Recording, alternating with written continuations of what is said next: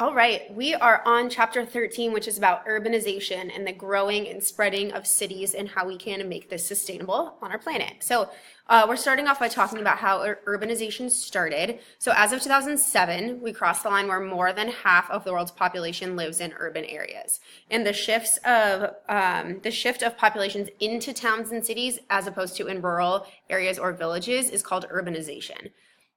So urbanization began when increased agricultural production freed many people from farm life, and accelerated when the Industrial Revolution created jobs and opportunities in urban centers. So basically, as agriculture became more prevalent and people could grow more food than they were eating, they were able to sell their food to someone else. And now that person doesn't have to grow their own food, so they can go into something else. They don't have to have their own farm.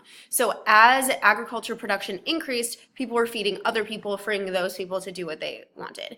Then the Industrial Revolution happened, and now there's all these jobs in cities and towns. And so people could move into cities and towns for jobs and get their food supplied from agriculture centers.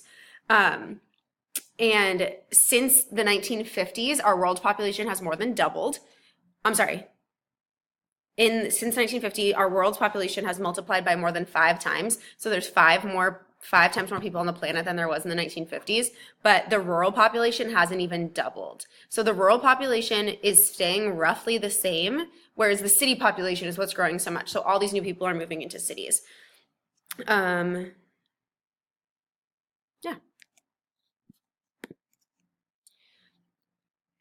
So the trends of where people are living differ from developed to developing countries. So developed countries have slower rates of urbanization due to higher rates of people living in suburbs, which are the smaller communities that ring cities. It's kind of hard to identify suburbs here in LA because LA is a metropolis, meaning it's a sprawling city. There's not like one city and then towns on the outside. But in other major US cities like Chicago or New York or Austin, anything like that around the city itself are much smaller communities. So urbanization is not happening as much in the US, or I'm sorry, in developed countries, because people are living in suburbs. So here we have the blue is the rural and the red is the urban. So urban is cities, rural is not cities. So the developed nations are down here. So we can see that our urban population is rising, and behind me it's predicted to increase a little bit, and the rural is declining. Whereas the developing nations, the rural is climbing like crazy, and it's projected to shoot all the way up here, whereas the rural has been increasing, but it's projected to stay about the same, if not decline. And the reason for this is that industrialization has limited the need for farm labor and increased urban jobs. So it's pushing people into the cities instead of into farmlands. And also wars, conflict, and ecological degradation are pushing people into the cities because it's not safe for them to live elsewhere. So this is not great in developing areas because it can lead to population growth passing economic growth. So it's not worth it for those people to be living there anymore economically. And that can lead to overcrowding, pollution, and poverty. And we see this in a lot of developing countries. So some stats right now, the UN predicts that by 2050, 2/3 of the people will live in urban areas. So now it's more than half, but they predict 2 out of every 3 will live in an urban area. This is increasing by 63% while the rural population is decreasing by 4%. But again, it's different between developing and developed nations. In the US, 1 out of every 2 people lives in a suburb. So environmental factors influence the location of urban areas. So if we look at the major cities that developed in the United States, the US is a good place to look at it because we're only a few hundred years old. Although the trends are similar across the world. Basically, the big cities are found near a major river, a seacoast, a railroad, or a highway. Because before it was so easy to get around, we needed a way to get goods in and out. So we needed a corridor for trade to drive economic growth. So if you look on the East Coast, Boston, New York, Washington, D.C., all the colonies were on the East Coast, all of them, we need a major waterway. Chicago is on the Great Lakes, connected by rivers, also connected by the railroads once they were built. So Well-located cities are key for trading networks because they bring in resources from agricultural regions and process them. So basically, all the farms will ship their stuff into these cities. They'll be processed in the factories in the cities, and then they'll be shipped to other markets. Um, so we talked about I talked about Chicago. Chicago railroads brought resources into the city, and then so then they all got processed there, like grain processing, slaughterhouse, all that stuff. In Portland, it began increasing in the 19th century as pioneers that were on the Oregon Trail settled there because the Willamette River joins the Columbia River, so it was really easy to get goods in and out. Dallas, Fort Worth is two cities that are near each other, so that's why they're connected sometimes. It prospers from oil field transportation through interstate highways and an international airport. So it's not on a waterway, but there's interstate highways and a big airport there. So that's how it's having economic growth. This area, like other Western and Southern U.S. metropolitan areas, has experienced rapid growth as people search for warmer weather and more opportunities and places to retire. So the Southwest portion of our country, Texas, Arizona, New Mexico, California, are really growing as people want to move out here for the good weather and more opportunities. So that is why our region of the country is increasing.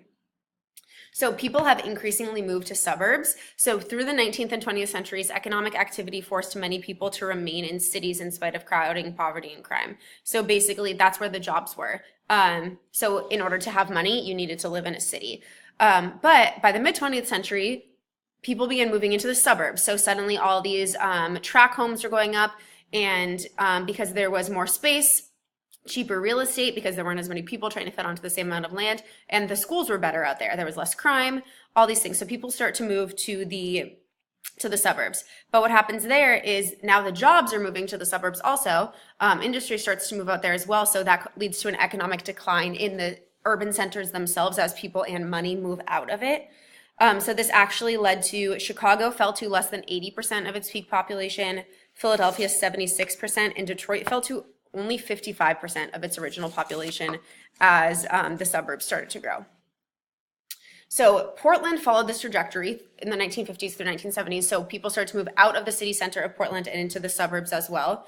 But it experienced a revitalization following the passage of land use laws. So basically, here we have the trajectory of Portland. So it's increasing. Its growth is being driven by shipping trade. It levels off a little bit. Then we see another big growth right here. But then people start to leave. Everyone moves to the suburbs. Exodus meaning mass movement. Then they adopted the urban growth boundary and started revitalizing the city center. So as that happened, people started to move back into the city, and now their population is increasing as well.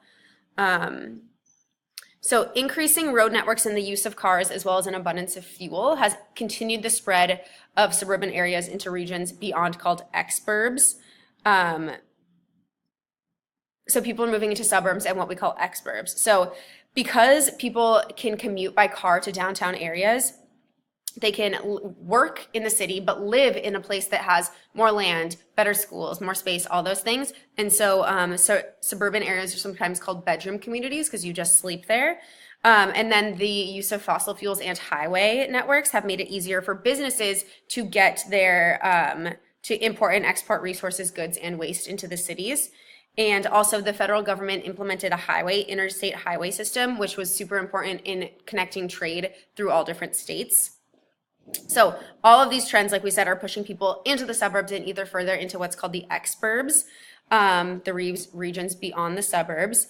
And because these days, technology makes it not vital to be next to a city. You can get goods, resources, you can have a good job, you can do all those things without actually living in a city or by a body of water. So suburbs give land, space, and privacy, but they've spread human impact across the landscape. So as these people are moving to the suburbs and to the exurbs, so the exurbs are where, because people don't need to be connected to the suburbs anymore, right? Suburbs are right next to the cities. The exurbs provide even more privacy, even more land, even more space, because you can move even further out. So this is like into the mountains, into the desert, far away from actual communities. Your book talks about them being wealthy people with a lot of money who want even more privacy. They move further out, and because of technology and because of cars, they can still have everything that they need. So basically, where natural areas are disappearing as we move outward. We're in our cars all day. We are causing habitat degradation all over the place. So the suburbs are actually now larger than cities, and they tend to all merge into each other. And this is something that's called sprawl, and that's what the next lesson is on.